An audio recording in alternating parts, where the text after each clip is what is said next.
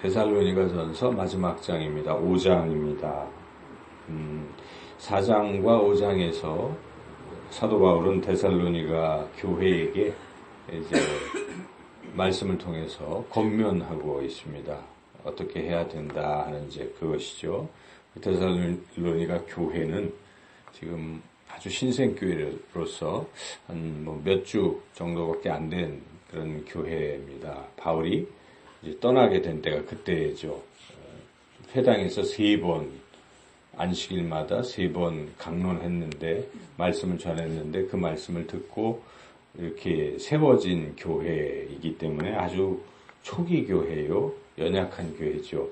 그런데 바울이 계속 말씀을 가르쳐야 하지만 사탄이 방해를 했기 때문에 바울이 그곳에 있을 수가 없었습니다. 그래서 지금 그러한 마음으로 이 어리고 연약한 교회가 든든히 세워지기를 간절히 원하는 마음으로 바울이 편지를 보내고 있는 것인데 편지를 보내면서 바울에 대한 오해의 부분들 이런 것도 풀었는데 이제 본격적으로 교회가 이래야 된다. 각 성도들은 이렇게 이 환란을 잘 견뎌야 된다 하는 권면을 했던 것인데 4장에서 이제 그런 권면이 있었죠.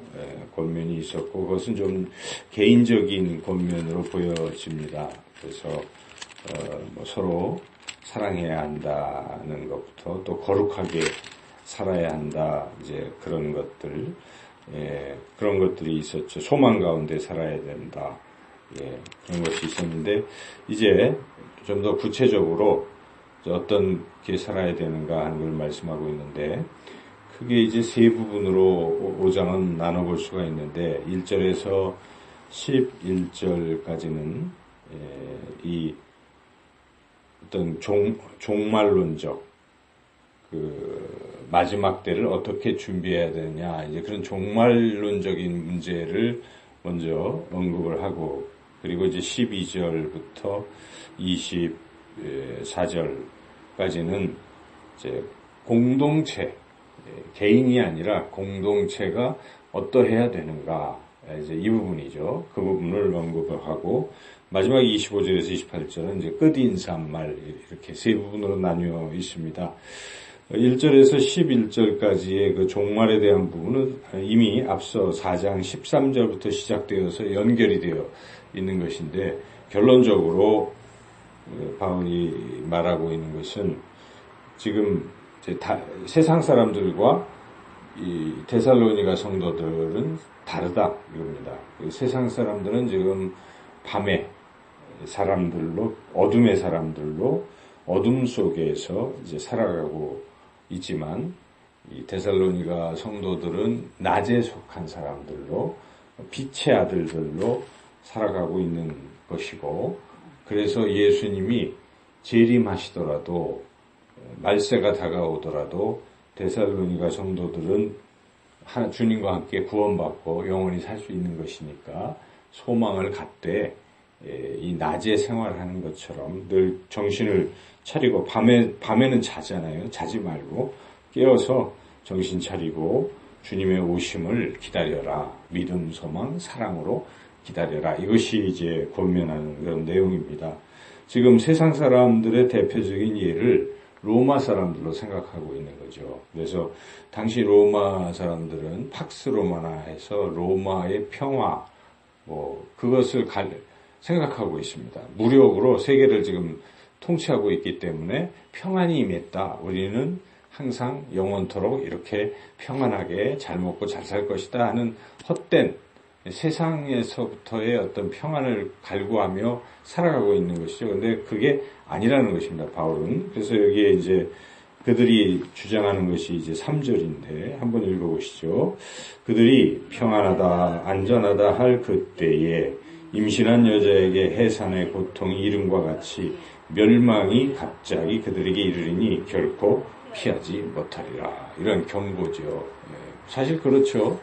노아 홍수 때도 다들 괜찮다고 생각하다가 갑자기 홍수가 임해서 멸망하지 않았습니까? 그와 같이 세상 사람들은 지금 그냥 잘 먹고 잘 사니까 괜찮다라고 평안을 누린다고 생각을 하는데 어느 날 갑자기 세상을 떠날 수도 있고 주님이 재림하실 수도 있고 그런 것입니다. 그때가 되면 너무나 갑작스러운 일이기 때문에 뭐 어떻게 할 수가 없는 것입니다. 개인적으로도 어떤 사람들이 살다가 갑자기 세상을 떠나는 것이죠. 그때 예수님 안 믿는 이런 상태로 떠나게 됐을 때 하나님 나라 갈 수 없는 것이죠. 그래서 우리가 너무 방심하고 세상이 평안하니까 잘 먹고 잘 산다 하여 방심해서는 안 된다.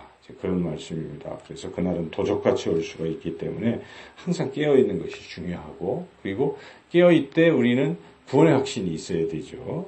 그리고 사랑으로 살아야 되고 하나님에 대한 믿음을 가지고 살아야 된다. 믿음, 소망, 사랑으로 살아야 된다. 8절 읽어보시죠. 우리는 낮에 속하였으니 정신을 차리고 믿음과 사랑의 호신경을 붙이고 구원의 소망에 투구를 쓰자. 믿음, 사랑, 소망. 그런 것이, 그 소망이 무엇이냐? 우리 구원받는다는 것이죠. 9절, 10절 읽어보시죠. 하나님이 우리를 세우심은 노하심에 이르게 하심이 아니요 오직 우리 주 예수 그리스도로 말미암아 구원을 받게 하심이라.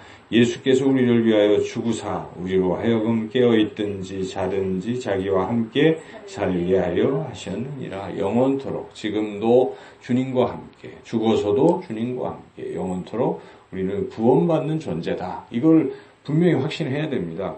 구원의 확신을 가진 사람들만이 어떤 환난은 또 견뎌낼 수 있는 것이, 그것이 구원의 투구, 소망의 투구라는 것이죠.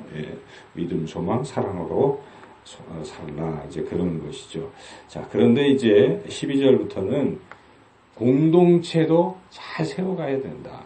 교회 공동체를 든든히 잘 세워가는 거 굉장히 중요한 것입니다. 그 앞에서도 교회를 든든히 세우는 그런 부분에 대해서 우리가 또 말씀을 같이 들었는데, 이 교회 공동체를 잘 세우려면, 특별히 데살로니가 교회처럼 환란이 있잖아요. 굉장히 어렵습니다. 핍박도 있고 신생교회요. 그야말로 작은 교회일 것이고 아주 제대로 세워지지 않아가지고 어려운 교회죠. 그 교회가 어떻게 견뎌낼 수 있는가, 그런 것에 대해서 바울이 간절하게 이렇게 권면하고 있습니다. 무엇입니까? 여기 보면 첫째는 교회 공동체가 제대로 서려면 지도자와의 관계가 좋아야 된다 하는 것이죠.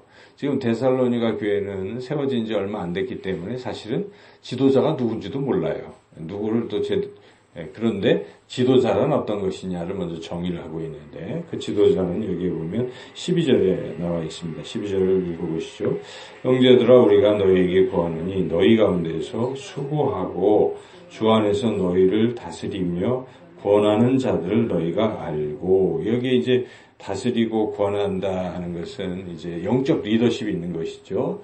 말씀으로 잘 권면하면서, 야, 이렇게 살아야 돼, 또 교회가 이래야 돼 하고 이렇게 좋은 말을 하는 분들이 있어요. 뭐 딱 세워주지 않더라도 우리가 왜 그 영적 리더들이 있잖아요. 교회에 교회를 이렇게 바르게 하게 하려는 이런 분들, 그런 분들은 물론 또 그런 분들도 책임이 있어요. 13절에 보면 그들의 역사로 말미암아, 행위라는 것이, 역사는 행위라는 뜻이, 그들이 하는 행위를 봤을 때 과연 리더십이 있구나, 이분들을 본받을 만하다, 이런 분들이 있잖아요.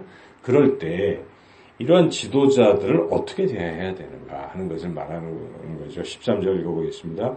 그들의 역사로 말미암아 사랑 안에서 가장 귀히 여기며 너희끼리 화목하라. 그런 분들과 척을 지고, 뭐 이러면 교회는 깨지는 거잖아요. 리더와 척을 지면 뭐 그다음부터는 교회가 그런 분들을 소중히 여기라는 것이, 가장 소중하게 교회에서 가장 소중하게 여기고, 그들과 너희끼리라고 하는 것은 바울이 그들을 전체를 하는 거니까 그들과 화목하라, 그런 뜻입니다. 그래서 교회가 든든히 서려면 영적 리더십과 이렇게 아주 좋은 관계를 맺고 소중히 여겨주는 것. 그리고 좋은 리더라는 것은 무엇입니까? 그들의 역사로 말미암아라는 것은 그들이 행동에서 본이 되어야 된다는 것입니다. 행동이 본이 안 되는 것은 리더라고 볼 수가 없잖아요. 말은 그럴싸한데 행동에 그런 것이 없다 하면 안 되겠죠. 이렇게 이제 첫째, 교회가 든든히 서기 위해서는 그런 어떤 하나됨이 있어야 된다 하는 것을 먼저 이야기하고, 그리고 이제 다른 지체들이 있잖아요. 교회 내에 여러 지체들이 있을 때 그 지체들 가운데에서는 이제 여러 부류가 있는데 게으른 사람들을 어떻게 할 것이냐. 뭐 일도 안 하고 그죠? 뭐 이러는 사람도 있을 수 있다는 것이죠. 이러는 사람들은 권계하라는 것이 여기에 권면하는 것입니다. 권계는 그래도 얘기를 해야 된다. 함께 열심히 일하자. 뭐 이렇게 함께 섬기자. 뭐 이런 권면을 할 필요가 있다는 것이죠. 그죠? 방치해서는 안 되는 것이죠. 그래서 여기 게으른 자들을 권계하고, 그리고 이제 마음에 상처가 있고 힘들고 약하고 이런 힘이 없고 이런 분들은 자꾸 격려해줘야 됩니다. 격려해주고 붙들어주고 또 뭐 참아주고 이제 이런 부분이 있죠. 그래서 여기에 마음이 약한 자들을 격려하고 힘이 없는 자들을 붙들어주며 모든 사람에게 오래 참으라. 이제 이렇게 공동체 지체들끼리 서로 사랑한다는 것이 이런 것이다 하는 것을 가르쳐주고, 그리고 15절에는 그 공동체 내에 좀 삐딱한 사람도 있겠죠. 악한 사람들도 있을 수가 있는데 이런 사람들도 어떻게 악하니까 악으로 응징하고 갚고 이렇게 해서는 안 된다는 것입니다. 비록 악하지만 악으로 갚으면 안 되는 것이고 선으로 또 하라. 이런 것이죠. 그것은 마태복음 5장에 우리 예수님께서 원수를 위해 기도하고 원수도 사랑하라 말씀하셨기 때문에 이제 그렇게 공동체 내에서 사랑으로 더 이렇게 감싸 안아줘야 된다. 15절을 읽어보겠습니다. 삼가 누가 누구에게든지 악으로 악을 갚지 말게 하고 서로 대하든지 모든 사람을 대하든지 항상 선을 따르라. 악을 선으로 갚으라. 그런 말씀이죠. 그 외에 공동체가 중요하게 해야 할 것은 기도하는 것이죠. 16, 17, 18 데살로니가 5장 16절에서 18절이 아주 유명한 말씀이죠. 이것만 따로 떼서도 설교도 듣고 또 어디 성구도 붙여놓고 하는데 여기 핵심은 17절에 있는 것이죠. 쉬지 말고 기도하라는 것입니다. 기도하게 되면 어떻습니까? 마음이 항상 기뻐지는 것이죠. 기도하게 되면 범사에 감사하게 되는 것입니다. 기도가 원동력인 것입니다. 그래서 그것이 하나님의 뜻입니다. 우리가 기도를 통해서 기쁘게 살아가는 것이고 기도를 통해서 인생이 참 감사가 늘 넘치는 삶을 살게 되는 것이기 때문에 공동체는 기도해야 되는 것입니다. 기도가 멈춘 공동체는 기쁨이 사라지고 감사할 일들이 적어지고 그게 참 어려워지는 것입니다. 그래서 교회 공동체의 기도는 절대적인 것이다. 이제 그것을 권면하는 것이고, 그리고 19절에서 이제 22절은 이제 거룩함의 부분인데, 교회 공동체가 거룩해야죠. 근데 거룩하려면 성령을 소멸하면 안 됩니다. 성령은 거룩한 영이잖아요. Holy Spirit이라는 것이 거룩한 영. 그러므로 성령을 통해서 우리는 거룩해지는 것입니다. 성령의 열매를 맺는 것이죠. 그래서 성령의 인도하심을 따르는 교회 공동체가 돼야지 성령을 무시하고 그냥 사람의 생각이 지배하는 교회는 안 됩니다. 세속화되고 아주 거룩성을 상실해버리기 때문에. 그리고 그거와 더불어 또 하나 중요한 게 있습니다. 그것은 말씀이라는 것이죠. 여기 예언이라고 나오는 것은 말씀을 말하는 것이죠. 하나님의 말씀이죠. 그래서 이 말씀을 또 무시하거나 이러면 교회는 거룩성을 상실합니다. 하나님이 거룩하라, 또 이렇게 해라, 또 이런 말씀을 잘 듣고 그렇게 따라가야 되는데 성령과 말씀을 무시하면 교회에 맨 먼저 나타나는 특징이 무엇이겠습니까? 거룩함의 상실입니다.